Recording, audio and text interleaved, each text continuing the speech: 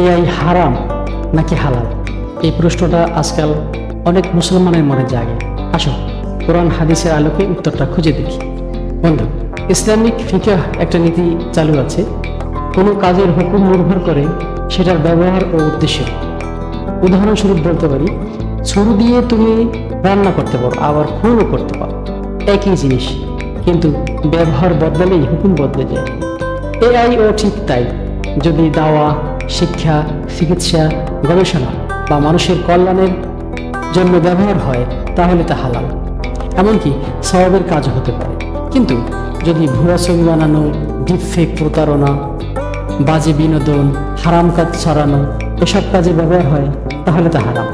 আল্লাহ বলেন, সত্যের সাথে মিথ্যা মিশিও না, সূরা বাকারা আয়াত 42। তাই মিথ্যা তথ্য বা ভেজাল কন্টেন্ট ইসলাম অনুমোদন করে না। অর্থাৎ এআই হারাম না, বরং ব্যবহারটাই ঠিক করে দেবে হালাল না হারাম।